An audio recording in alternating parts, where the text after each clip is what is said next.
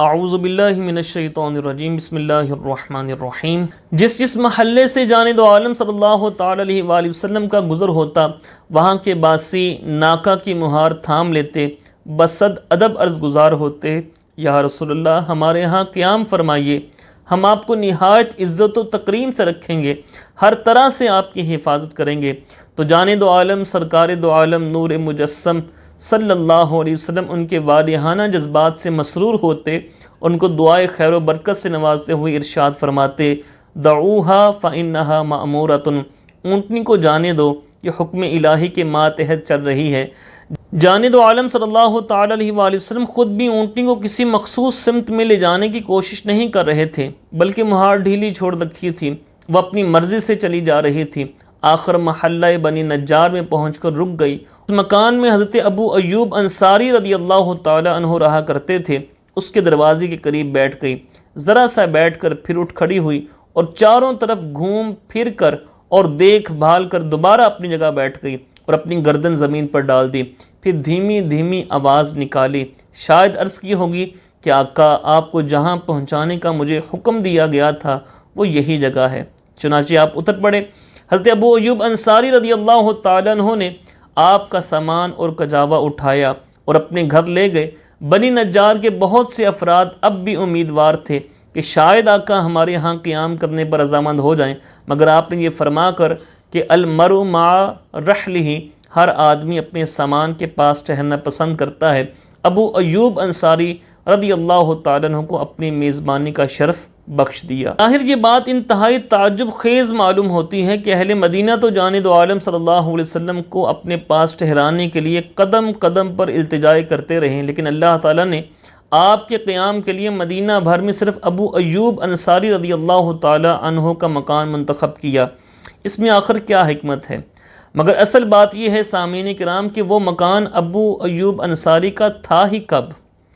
جی ہاں، وہ مکان ابو ایوب انصاری رضی اللہ تعالیٰ عنہ کا نہیں تھا، وہ تو خود جانب عالم صلی اللہ تعالیٰ علیہ وآلہ وسلم کا ذاتی مکان تھا، جس میں ابو ایوب کے آباء و اجداد صدیوں سے رہتے چلے آ رہے تھے۔ اس لیے در حقیقت آپ اپنے مکان پر فروکش ہوئے تھے، نہ کہ ابو ایوب کے مکان پر۔ اس حقیقت کو سمجھنے کے لیے کئی سو سال پیچھے جانا پڑے گا۔ یہ مکرم شفیع معظم جانب عالم صلی اللہ تعالی علیہ وآلہ وسلم کی ولادت سے تقریباً 1000 سال پہلے ایک بہت بڑا بادشاہ گزرا جس کا نام تبع بن حسان تھا۔ وہ زبور کا پیروکار تھا، بہت نیک انسان تھا۔ ایک دفعہ تقریباً 2.5 لاکھ افراد کو ساتھ لے کر مکہ مکرمہ میں حاضر ہوا اور کعبہ پر ریشمی غلاف چڑھایا۔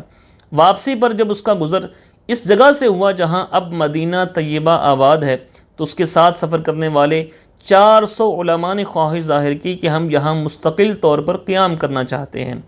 بادشاہ نے وجہ پوچھی تو انہوں نے بتایا کہ ہماری مذہبی روایات کے مطابق یہ جگہ ایک عظیم نبی احمد صلی اللہ علیہ وسلم کی جلوہ گاہ بنے گی۔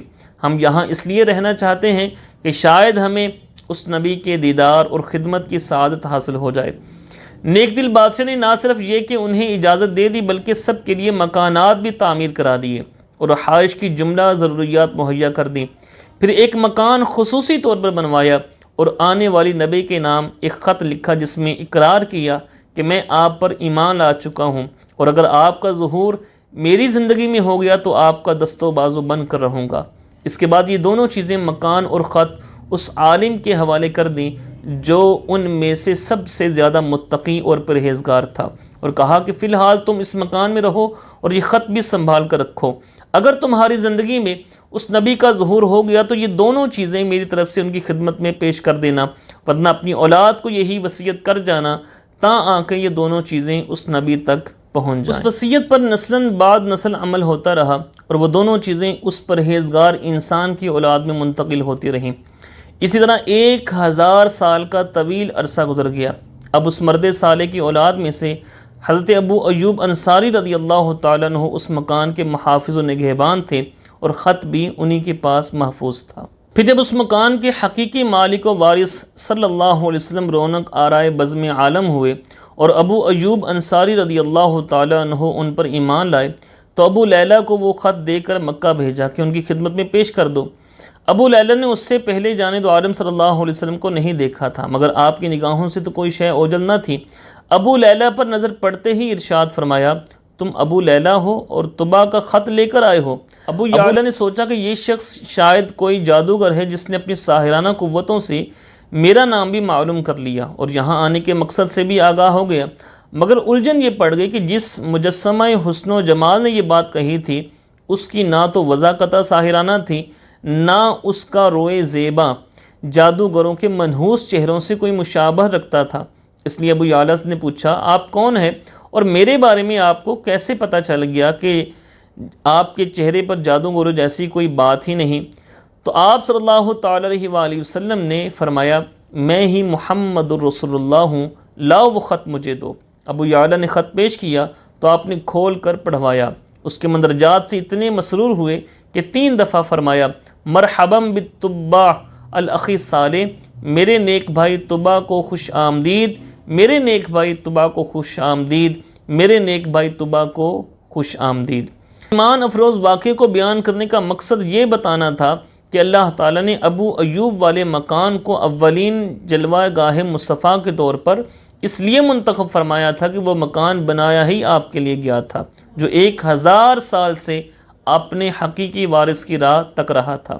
اس واقعے سے حضرت ابو ایوب انصاری رضی اللہ تعالیٰ عنہ کا خاندانی پس منظر تو معلوم ہو گیا اور اہل محبت کی نگاہوں میں ان کے شرف میزبانی کا کتنا احترام تھا۔ سیدنا امیر معاویہ رضی اللہ تعالیٰ عنہ کے دور خلافت میں ایک بار ابو ایوب انصاری رضی اللہ تعالیٰ عنہ کا ہاتھ کچھ تنگ ہو گیا، آپ 20,000 روپے کے مقروض ہو گئے، گھر کا اور کھیتوں کا کام کاج کرنے کے لیے کوئی غلام بھی پاس نہ رہا، آخر مجبور ہو کر بصرہ میں عبداللہ بن عباس رضی اللہ تعالیٰ عنہما کے پاس چلے گئے تھے۔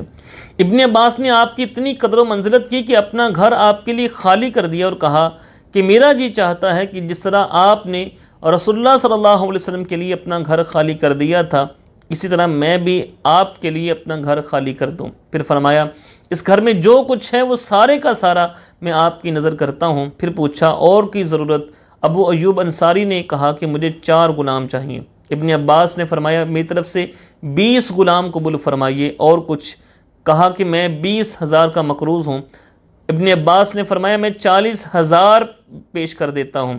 کتنا اکرام تھا ابن عباس کی نگاہ میں میزبانی رسول کا کہ کھڑے کھڑے مکان کا سارا ساز و سامان، 20 غلام اور 40,000 روپیہ نقد ان کی میزبانی پر نچھاور کر دیا۔